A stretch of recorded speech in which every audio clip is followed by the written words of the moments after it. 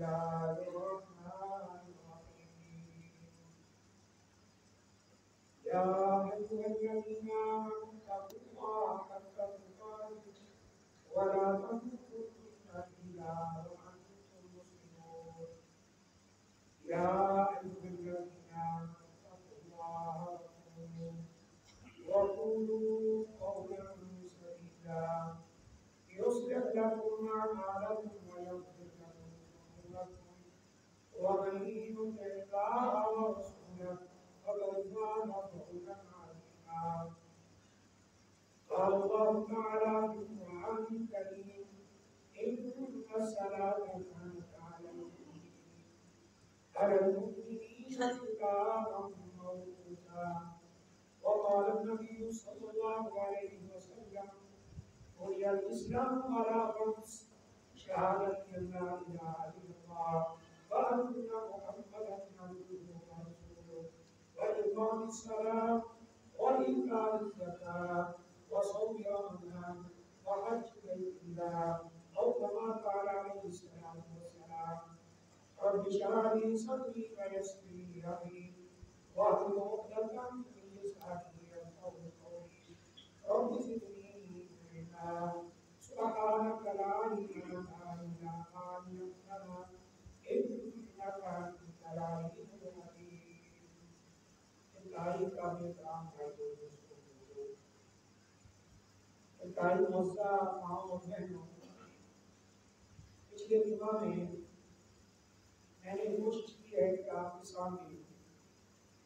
نماز کی تربیت اہمیت اس کے فوائد نہ کرنے والے کے نقصانات وہ آپ کے سامنے رکھتے ہیں بات یہاں تک پہنچی تھی کہ نماز کی اہمیت و تربیت قرآن اور حدیث کے علاوہ صحابہ کرام کے اقوال ائمہ دین کے اقوال علماء دین کے اقوال اس نماز کی فضیلت اہمیت کے بارے میں کیا ہے پہلی بات یاد رکھیے گزشتہ جمعے میں یاد کیا تھا کہ اللہ تعالیٰ نے اس کلام پاک کے اندر نماز کے متعلق تقریباً 600 کے قریب آیات بتائی 600 کے قریب اور یہ بات علماء کے یہاں مشہور ہے کہ جس چیز کی اہمیت زیادہ ہو جس چیز کی عوام الناس کو ضرورت زیادہ ہو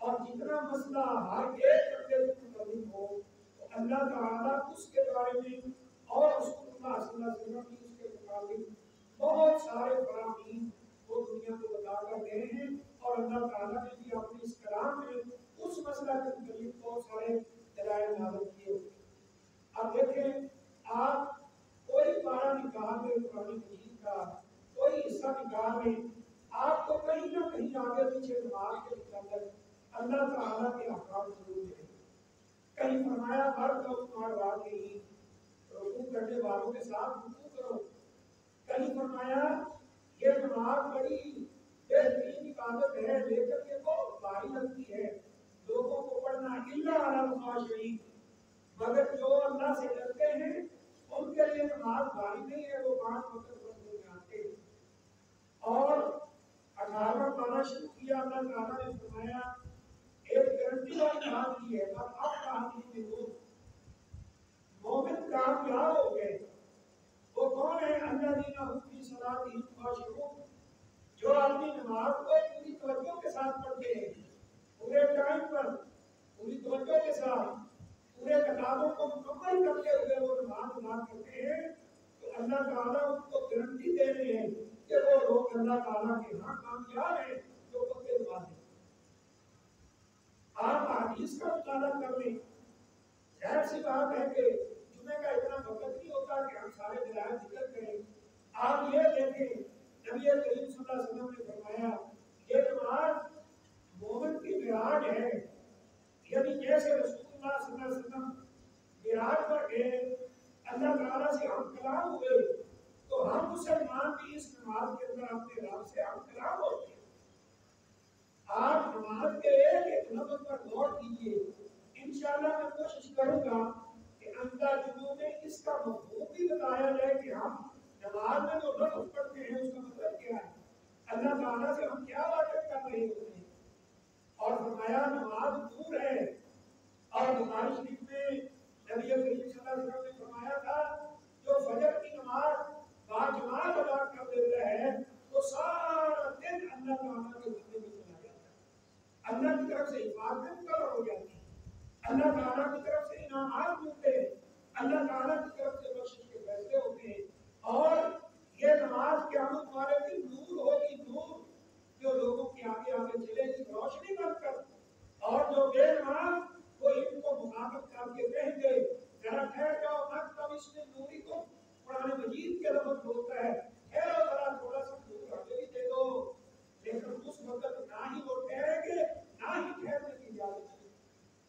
وہ کہتے اپنی محنت کر کے آتے نہ اپنا نور لے کر آتے. اور میں نے عرض کیا تھا کہ شیطان نے ایک سجدہ نہیں کیا اور اللہ تعالیٰ نے اسے مردود اور لعنتی اور پتہ نہیں کیا کیا نقب عطا کر دیے. ایک سجدے کا انکار کیا ہے. اور ہم اگر فرائض کی تعداد بھی لے رہے ہیں ایک دن اور رات میں 17 رکعت بنتے ہیں فرائض. 2 فجر کے, 4 ظہر کے 6 اور 4 عصر کے 10, 3 مغرب کے 13 اور 4 عشاء کے 17 رکعت. یہ 17 رکعت کے 34 سجدے بنتے ہیں. جو بندہ ایک دن اور ایک رات میں 34 سجدوں کا باغی بنا ہوا ہے اس کا حشر میں کیا ہونے والا ہے کہ بیان کرنے کی ضرورت نہیں. خیر آگے چلتے ہیں. نبی کریم صلی اللہ علیہ وسلم نے فرمایا تھا آپ کی بات یہ ہوئی تھی من ترک الصلاۃ متعمدا فقد کفر. جس نے ایک نماز کی جان بوجھ کر چھوڑ دی اس نے کفر کیا. اللہ اکبر. اور آپ نے فرمایا العہد بیننا وبینہم ترک الصلاۃ. ہمارے اور کافروں کے درمیان اگر کوئی فرق ہے تو وہ یہ ہے کہ مسلمان نماز پڑھتا ہے کافر نماز کے قریب نہیں جاتا. اگر فرق دیکھنا ہو کہ یہ مسلمان ہے تو دیکھو وہ نماز پڑھتا ہے کہ نہیں پڑھتا. اگر نمازی ہے تو مسلمان ہے, اگر نماز کا باقی ہے تو کبھی مسلمان نہیں. یہ کسی مولوی کی باتیں نہیں ہے. جامعہ مقدس میں کھڑا ہونے والا کوئی مولوی بات کر رہا ہے. یہ رسول اللہ صلی اللہ علیہ وسلم کے فرامین ہیں, اللہ تعالیٰ کے فرامین ہیں. اللہ تعالیٰ نے قرآن مجید میں فرمایا انبیاء دنیا میں آئے, انبیاء نے لوگوں کی تربیت کی, انبیاء نے لوگوں کو نمازی بنایا, انبیاء نے لوگوں کو روزہ رکھنے والا بنایا, انبیاء تربیت کرتے رہے, اللہ کا فرمانبردار بندہ بناتے رہے. پھر کیا ہوا؟ فخلف من بعدهم خلف. آہستہ آہستہ جب وقت گزرتا گیا ایسے لوگ جانشین بنے. فخلف من بعدهم خلف اضاعوا الصلاۃ. انہوں نے نمازوں کو ضائع کیا. اور دوسرا کام کیا کیا؟ واتبعوا الشہوات. اور انہوں نے اپنی شہوات کی پیروی کی. اپنی دل میں جو آیا نفسانی خواہشات کی پیروی کرتے چلے گئے. اللہ تعالیٰ فرماتے ہیں ان کا انجام کیا ہونے والا ہے کہ یہ لوگ جہنم کی نچلی وادیوں کے اندر جانے والے ہیں. رسول اللہ صلی اللہ علیہ وسلم کا دور تھا, صحابہ اکرام کا دور آیا, تابعین کا آیا, تبع تابعین کا آیا. آج حالت یہ ہو گئی کہ 5 وقت کے نمازی مسجد میں آ کر باجماعت نماز ادا کرنے والے وہ چند فیصد رہ گئے ہیں. اللہ اکبر. عام مسلمان نماز سے باقی نظر آتے ہیں اور اگر بات کرتے ہیں تو ان کے کام پر جو بھی نہیں تھی وہ کہتے ہیں دیکھا جائے گا کہ جو آگے ہوگا. کتنی جرأت کی بات ہے. آئیے ذرا قرآن حدیث سے نیچے صحابہ کے اقوال سنیے نماز کے بارے میں. اللہ اکبر. ان کا کیا نظریہ تھا؟ حضرت ابو مالک اشعری رضی اللہ تعالیٰ ایک لمبے عرصے کے بعد نبی کریم صلی اللہ علیہ وسلم کی وفات کے بعد لمبے عرصے کے بعد اپنے قبیلہ میں آئے. یہ اشعری قبیلہ ہے. ابو موسیٰ اشعری رضی اللہ تعالیٰ عنہ بھی اسی قبیلہ کے فرد ہیں. کافی دیر کے بعد اپنے قبیلے میں آنا ہوا. سب سے پہلے آپ نے جو کام کیا فکر کیا لگی ہوئی ہے, کہا جاؤ میرے قبیلے کے تمام مردوں کو بلا کر لاؤ, میرے عزیز و اقارب سارے مرد بلا لاؤ, سارے بچے بلا لو, ساری خواتین بلا لو. اللہ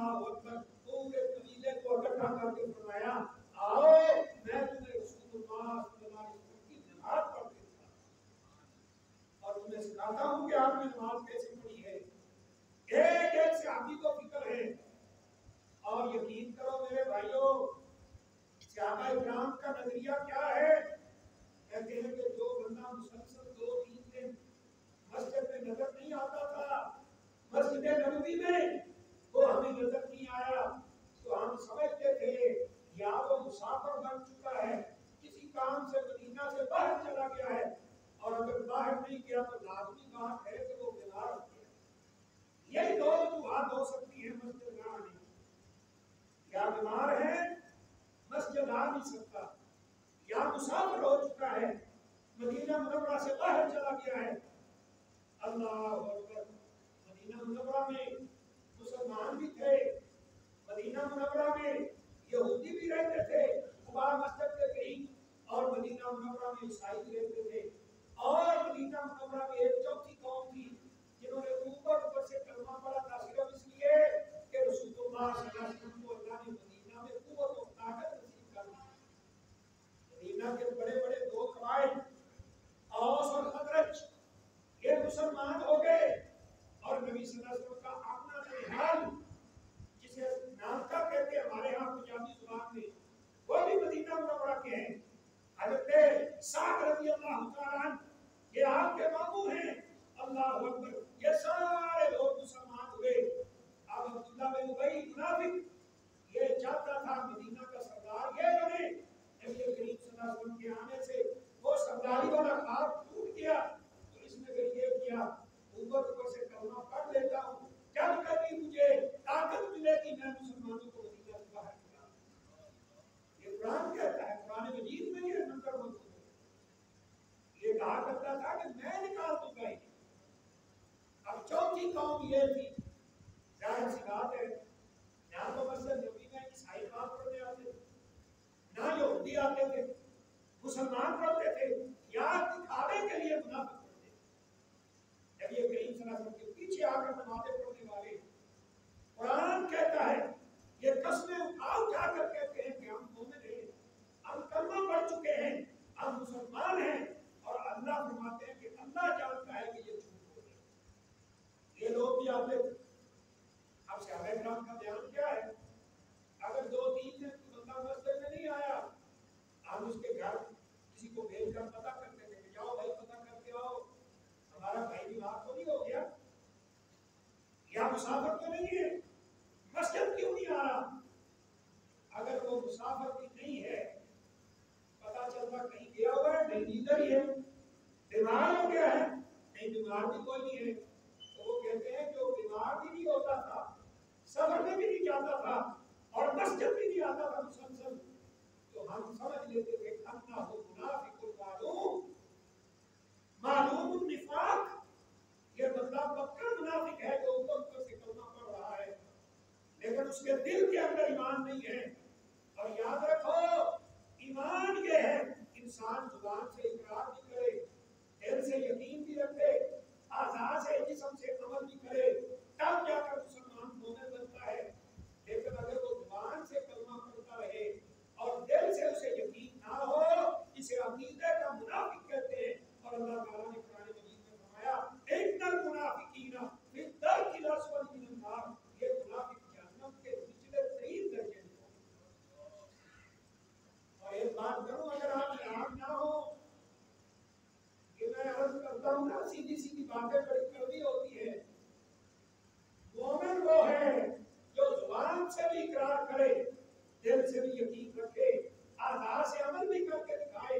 اگر کوئی بندہ زبان سے ہی انکار کر دے کہ جاؤ میں نہیں مانتا، نہ پیغمبر کو مانتا ہوں، نہ اسلام کو مانتا ہوں، نہ قرآن کو مانتا ہوں، نہ نماز کو مانتا ہوں، اس کو کافر کہتے ہیں کیونکہ اس نے زبان سے ہی انکار کر دیا۔ جیسے ابو جہل نے پاڑ لی،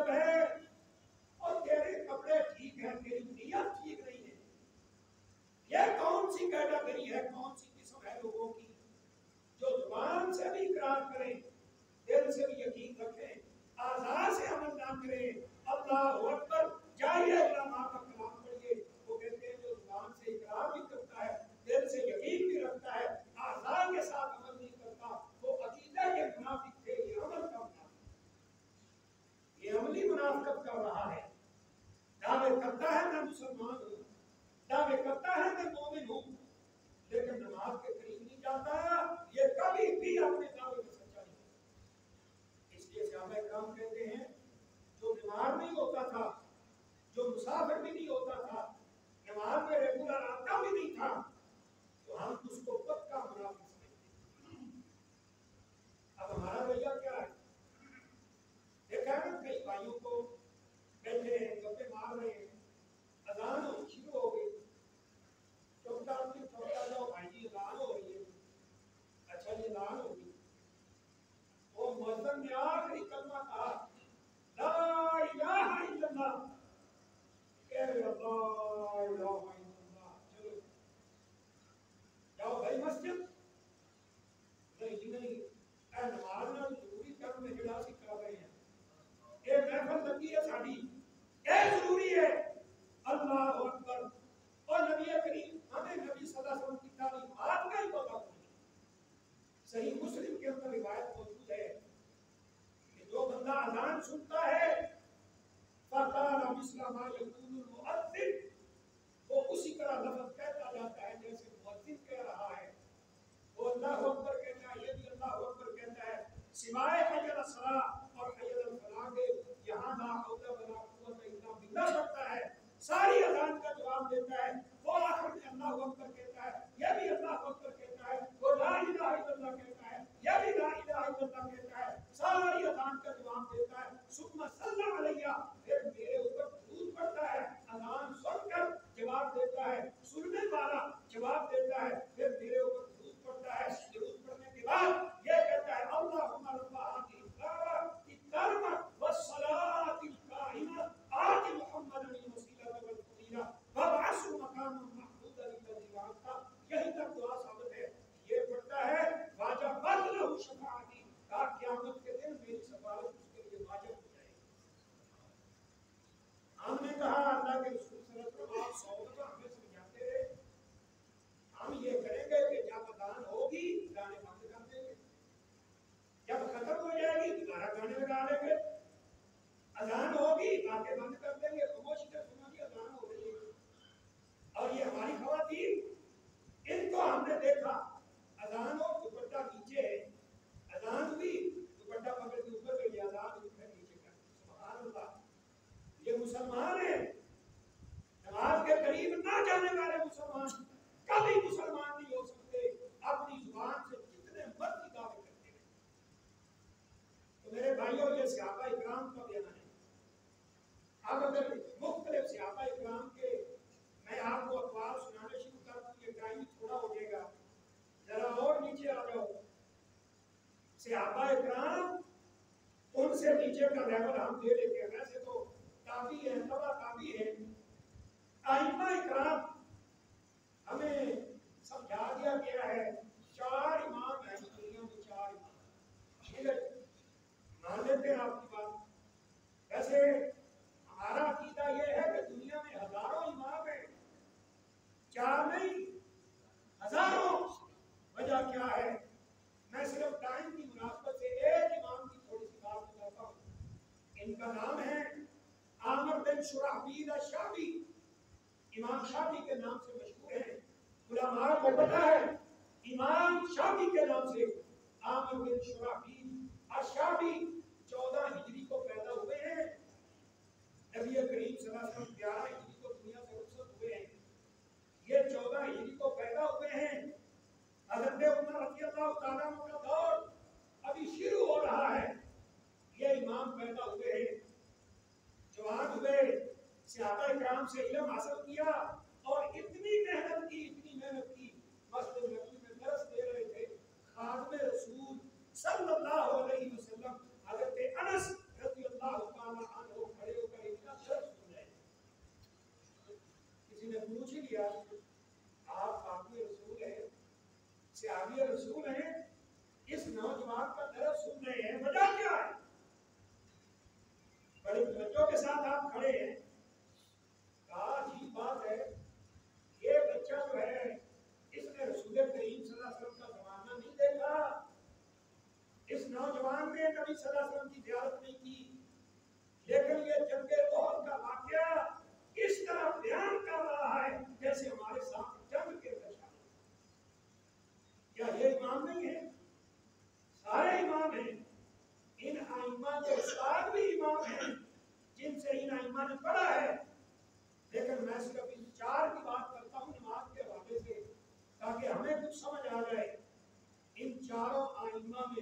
سب سے پہلے دنیا میں آنے والے امام ابو حنیفہ رحمہ اللہ تعالی ہے، یہ 80 ہجری کو پیدا ہوئے ہیں اور 150 ہجری میں فوت ہو گئے. 80 ہجری یعنی رسول اللہ صلی اللہ علیہ وسلم کے دنیا سے چلے جانے کے تقریباً 70 سال کے بعد یہ دنیا میں تشریف لائے. انہوں نے علم حاصل کیا اور کوفہ کو اپنا وطن بنایا. ہزاروں شاگرد موجود ہیں. کسی نے پوچھ ہی لیا استاد جی ذرا دیکھو بتائیے بے نماز کے بارے میں آپ کا فتویٰ کیا ہے؟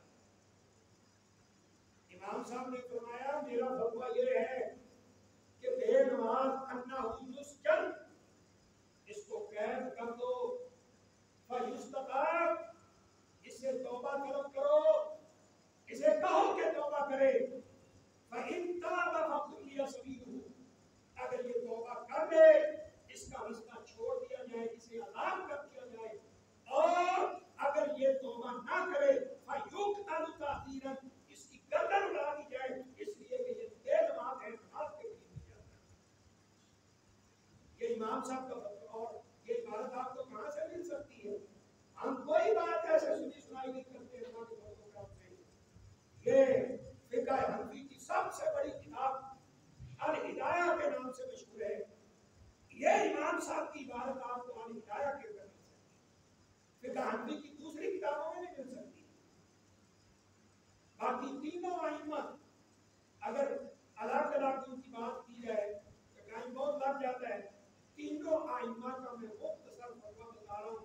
انہوں نے کہا کہ انہ یقتل حدا، اس بندے کی حد یہ ہے اسلام کے اندر بے نماز، اس کی حد یہ ہے کہ اسے قتل کر دیا. کسی نے پوچھ لیا کہ امام ابو حنیفہ رحمہ اللہ کو کہتے تھے کہ پہلے قید کرو، قید کر کے توبہ کرو، اگر یہ توبہ نہیں کرتا فَيُقْتَلُ تَعْذِيرًا، اس کو تعذیر لگا کے قتل کرو. اب ہماری بات کس کی ہے نا، تعذیر اور حد میں فرق کیا ہے بہت کم لوگوں کو پتا ہوگا. امام صاحب فرما رہے ہیں تعذیر لگاؤ، باقی تینوں ائمہ فرما رہے ہیں حد یہ ہے جسے قتل کرنا. حد اسلام میں مقرر ہوتی ہے، اس کا ذکر ہوتا ہے قرآن و حدیث میں کہ اگر یہ جرم ہے تو اس کا یہ سزا ہے. اگر چوری کرتا ہے تو اس کا ہاتھ کاٹ دو. وَالسَّارِقُ وَالسَّارِقَةُ فَاقْطَعُوا أَيْدِيَهُمَا، چور مرد ہو یا عورت اس کا ہاتھ کاٹ دو. یہ چوری جرم ہے اور اس کی حد یہ ہے کہ اس کا ہاتھ کاٹ دے. اس کو حد کہتے ہیں جو شریعت نے خود مقرر کر دی، اللہ تعالیٰ نے مقرر کر دی، رسول اللہ صلی اللہ علیہ وسلم نے مقرر کر دی، اس کو حد کہتے ہیں. اور جس جرم پر شریعت نے حد مقرر نہیں کی ہے اس کو تعذیر کہتے ہیں. اب امام صاحب کے بارے میں تو کہا گیا کہ جی وہ تو تعذیر کہتے تھے، اسے تعذیر مطلب کیا ہوا کہ اس کی حد کوئی مقرر تو نہیں ہے لیکن تعذیراً اس بندے کو قتل کر دو جو نماز کے قریب نہیں جاتا. ان تینوں ائمہ سے پوچھا گیا کہ آپ کے پاس کیا دلیل ہے کہ یہ حد ہے؟ آپ جو کہہ رہے ہیں کہ بے نماز کی حد یہ ہے اسے قتل کر دیا جائے، آپ کی دلیل کیا ہے؟ امام احمد بن حنبل رحمہ اللہ تعالی انہوں نے کہا کہ بے نماز مرتد ہے، بے نماز مرتد ہے، وہ دائرہ اسلام سے نکل چکا ہے. اور جو مرتد ہو جاتا ہے اس کے لیے رسول اللہ صلی اللہ علیہ وسلم نے فرمایا من بدل دینہ فاقتلوہ، جو اپنا دین بدل لیتا ہے اس کی گردن اڑا دو. ہم نے کہا ہم کہتے ہیں یہ مرتد ہے اور مرتد کی سزا رسول اللہ صلی اللہ علیہ وسلم نے قتل بیان کی ہے، لہذا جو بے نماز ہے اس کو قتل کر دیا جائے. شریعت نے یہ حد مقرر کی. اب دیکھ لیں یہ کون سا بے نماز ہے جس پر حد جاری ہوتی ہے، جس کو نماز کی اہمیت کا کوئی احساس ہی نہیں. ایک ہوتا ہے کہ فرض سمجھ لو باہر نکل کے ہمارے بھائی کہتے لو جی ہوں اے فتویٰ آ گیا. یہ فتوے نہیں ہیں، یہ اسلام کی تعلیمات ہیں. اگر بندہ نماز کو پڑھتا ہے لیکن سستی کرتا ہے اس کی یہ سزا نہیں ہے. یہ اس بندے کی سزا ہے جو سالہ سال تک نماز کے قریب نہیں جاتا، اس کو نماز کی اہمیت کا کوئی احساس نہیں. اس کی سزا شریعت نے رکھی ہے. اور ائمہ دین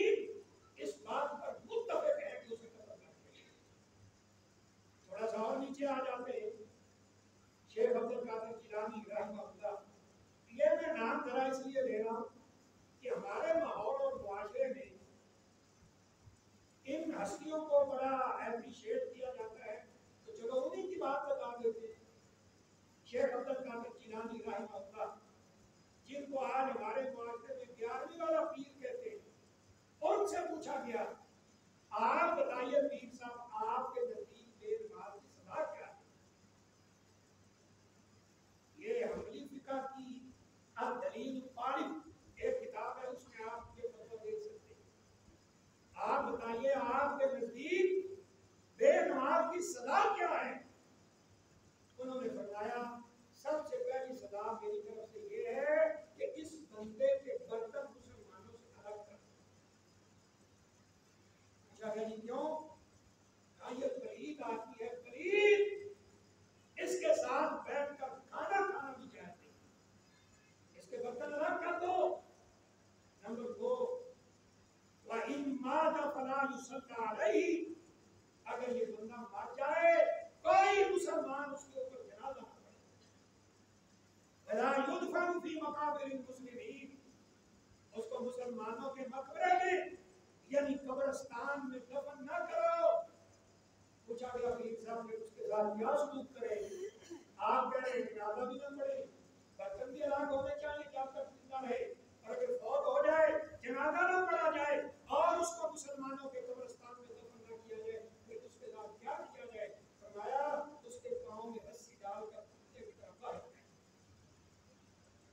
اب مجھے بتاؤ اگر یہ جمعہ کا خطبہ نہ ہوتا میں آپ سے جواب ضرور لیتا کہ ذرا بول کر بتاؤ کہ جو بندہ یہ کہتا ہے کہ میں شیخ عبد القادر جیلانی رحمہ اللہ کو پیر مانتا ہوں، انہیں بڑی عزت کے مقام پہ دیکھتا ہوں، کیسے ہو سکتا ہے کہ ان کا ماننے والا نماز کے بیچ میں ہے؟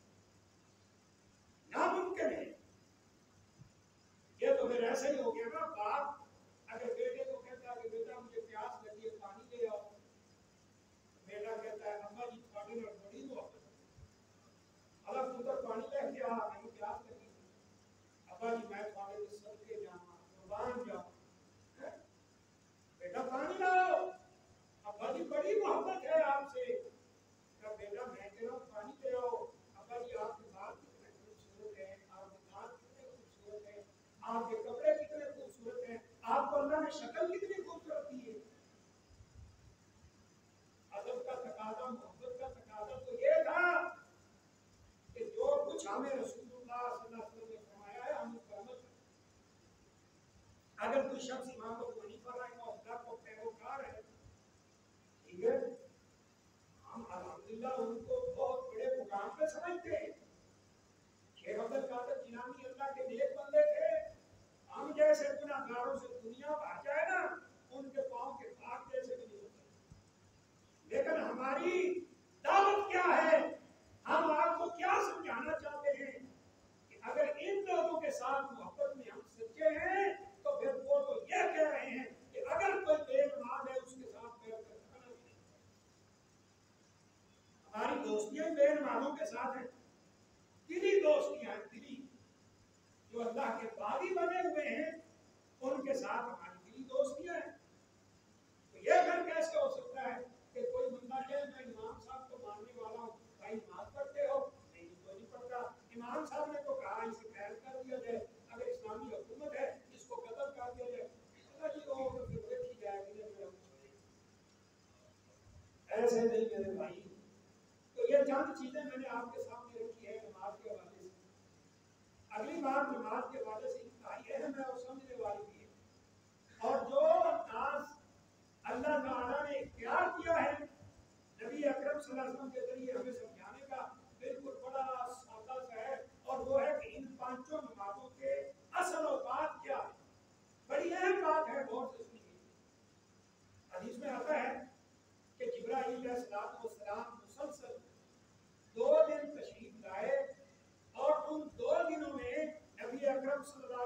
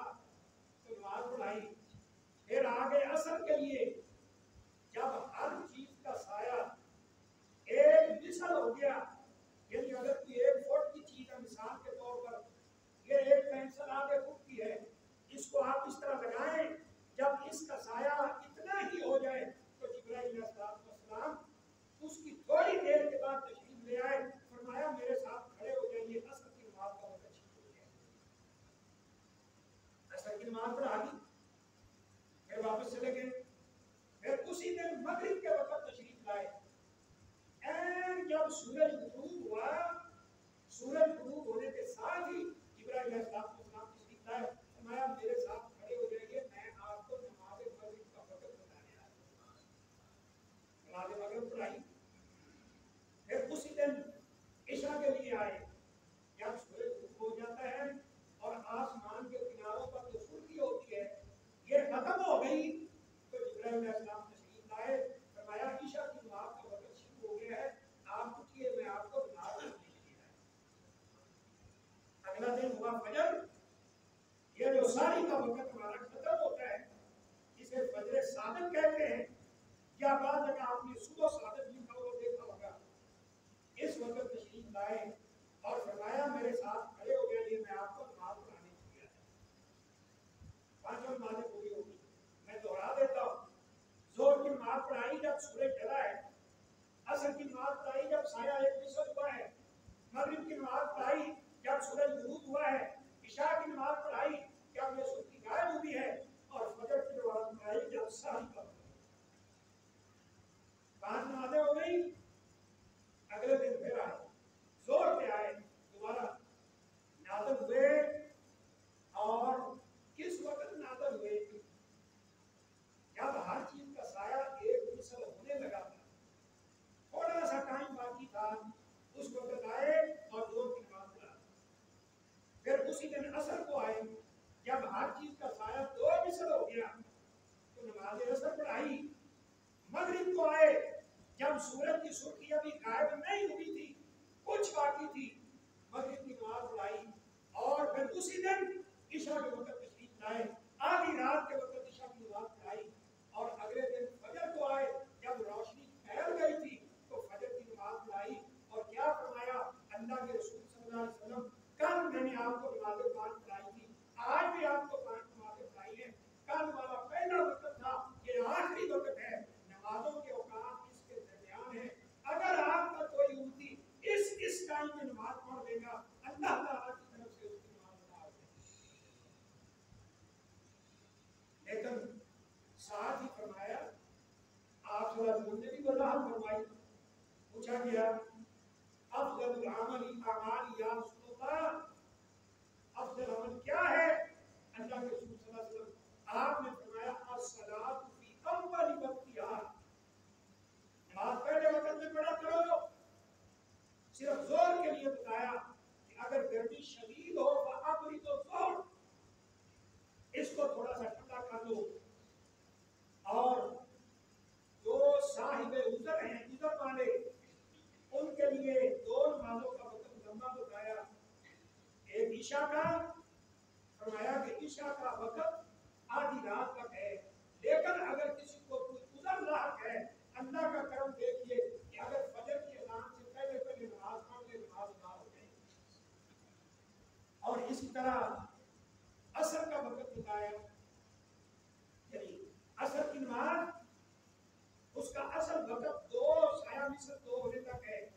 لیکن اگر کسی کو عذر لاحق ہے تو فرمایا اگر وہ سورج غروب ہونے سے پہلے پہلے نماز پڑھ دیتا ہے، اس بندے کی نماز ادا ہو جائے گی. لیکن یہ صاحب عذر بھی. آپ دیکھیں نبی کریم صلی اللہ علیہ وسلم ایک دن عشاء کے وقت لوگ بیٹھے ہیں، انتظار تھا کہ آپ کا حجرہ مبارک اس طرف تھا، بائیں طرف.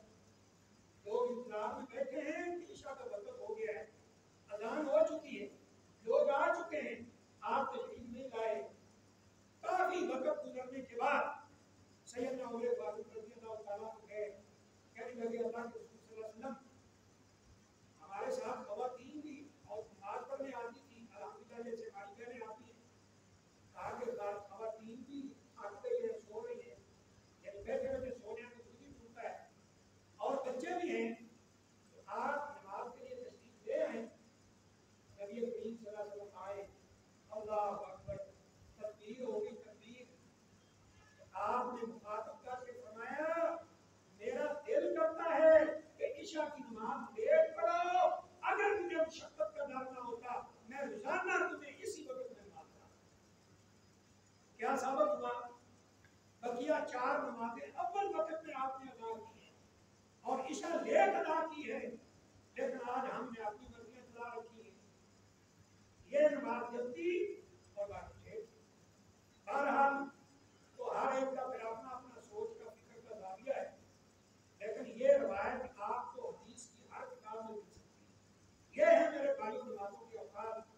جو صاحب عذر نہیں ہے وہ مسجد میں آ کر 5 وقت نماز باجماعت پڑھے، اور خواتین گھر میں پڑھے۔ اگر وہ مسجد آ کر پڑھنا چاہیں، فرمایا لا تمنعوا ایمان اللہ مساجد اللہ، اللہ کی بندیوں کو اللہ کے گھر میں آنے سے نہ روکو۔ اگر وہ اجازت چاہتی ہے تو انہیں مسجد آنے کی اجازت دو، لیکن وہ شریعت کی ساری پابندیاں کام نہ کریں۔